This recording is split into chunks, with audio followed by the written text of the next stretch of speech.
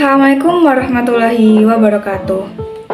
Yang terhormat Bapak Mahfudi selaku dosen Akhlak dan Tasawuf. Perkenalkan, nama saya Salsabila Zahra dengan NIM 216121049 dari kelas 5 BPBI. Saya akan menjawab pertanyaan soal UTS dari Bapak. Jawab pertanyaan nomor 1. Mengapa Rasulullah diutus hanya untuk menyempurnakan akhlak bukan ilmu? Sebagaimana hadis yang artinya sesungguhnya aku diutus hanya untuk menyempurnakan akhlak yang mulia. Bukankah ilmu sangat penting dalam kehidupan umat manusia, khususnya umat Islam? Jawabannya adalah Nabi diutus di tengah-tengah masyarakat pada zaman jahiliyah.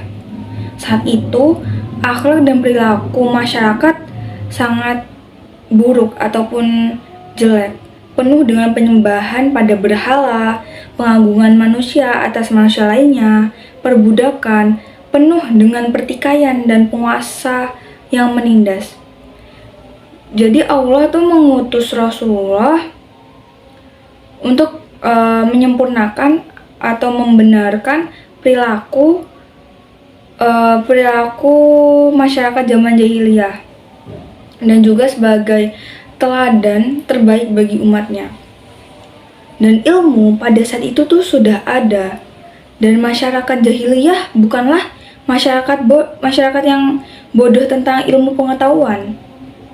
Dan sebagian besar masyarakat Arab pada saat itu pandai bersastra, bahkan menulis karya-karya yang bernilai puisi tinggi.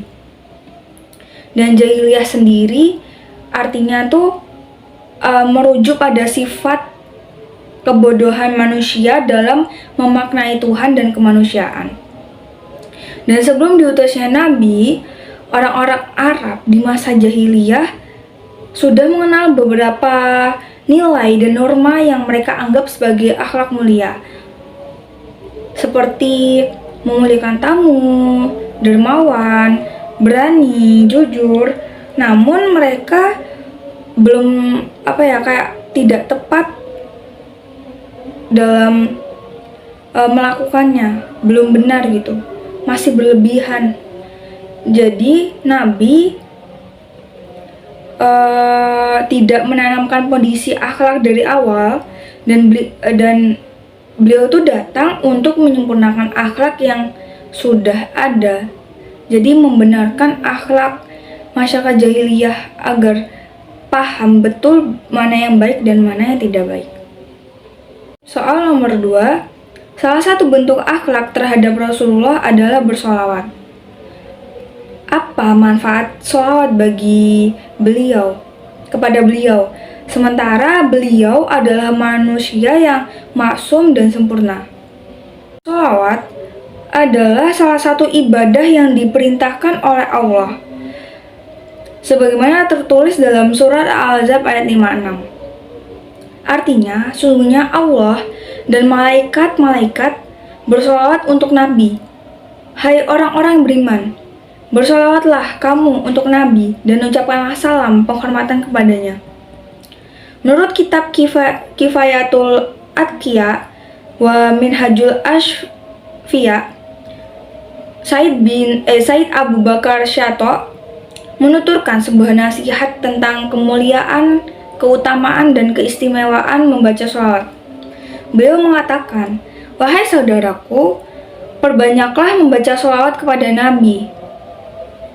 Karena sungguhnya sholawat yang kita baca kepada Nabi Muhammad SAW dapat menghapus dosa besar, memberi petunjuk pada jalan yang lurus, menyelamatkan kita dari siksa neraka, dan mengantarkan kita mendapatkan kenikmatan surga yang abadi.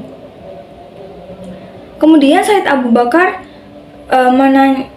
menyebutkan 10 kemuliaan yang akan diperoleh oleh orang yang rajin membaca sholawat. Yang pertama, mendapat sholawat dari Allah, yakni Allah akan selalu mencurahkan rahmat dan kasih sayang kepada kita. Yang kedua, mendapat syafaat Nabi Muhammad di akhirat kelak. Yang ketiga, dengan membaca sholawat, kita sudah mengikuti jejak pada para malaikat abror. Kita berada dalam barisan para malaikat kebajikan. Sebab para malaikat abror selalu bersalawat kepada Nabi Muhammad SAW. Yang keempat, menjadi pembeda antara kita dengan orang munafik dan kafir. Yang kelima, sholawat akan menghapus kesalahan dan dosa-dosa kita. Yang keenam, dikabulkan hajat dan kebutuhan kita. Yang ketujuh, sholawat dapat memberi pencerahan aspek lahir dan batin kita. Yang kedelapan, sholawat akan menyelamatkan kita dari azab api neraka. Yang kesembilan, sholawat akan mengantarkan kita masuk ke dalam surga. Dan yang terakhir, di akhirat kelak kita akan mendapatkan ucapan selamat dari Allah Subhanahu wa Ta'ala. Soal nomor 3. Allah adalah zat yang maha sempurna dan tidak membutuhkan yang lain, termasuk ibadahnya makhluk.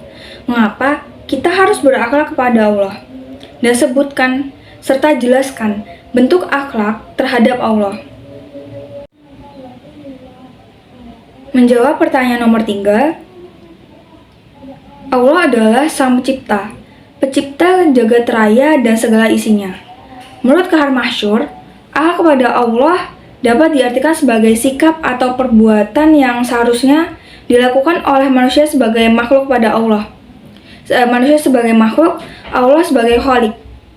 Manusia seharusnya berbuat baik pertama kali kepada Allah, karena Allah lah yang menciptakan manusia, yang memberi rizki, yang mengaruniakan kesehatan, yang memberi panca indera lengkap, yang memberi perlindungan, yang mengabulkan permohonan, serta karunia-karunia lain yang mustahil manusia dapat menghitungnya.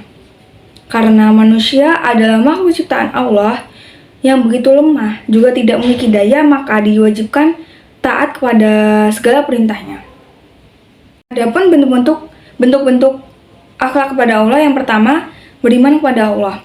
Tujuan diciptakan makhluk di muka bumi hanyalah beribadah dan menyembah kepada Sang Pencipta. Yakin bahwa Sang Pencipta itu ada dan hanya satu-satunya.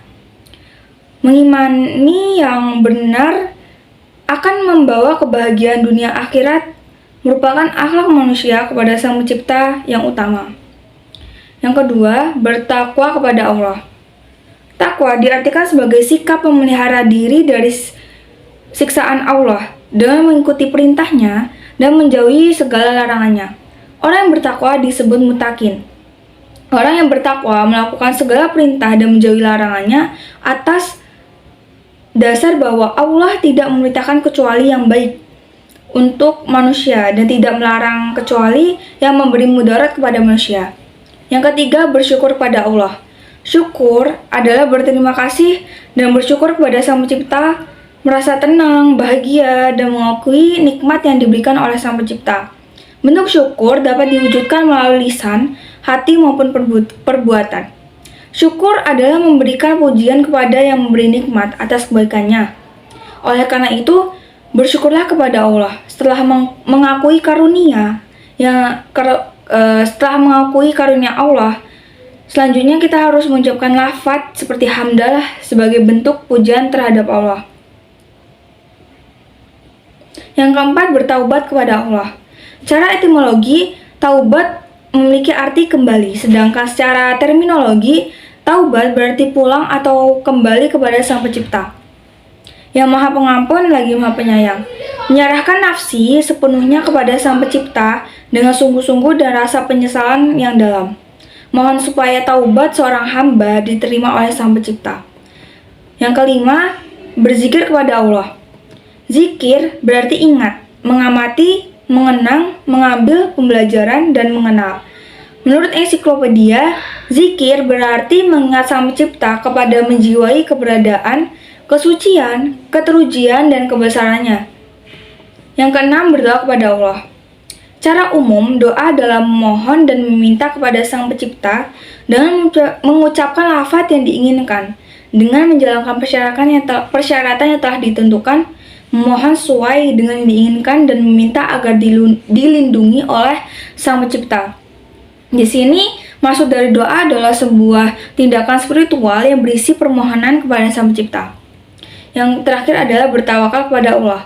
Tawakal memiliki arti bergantung dan bersandar.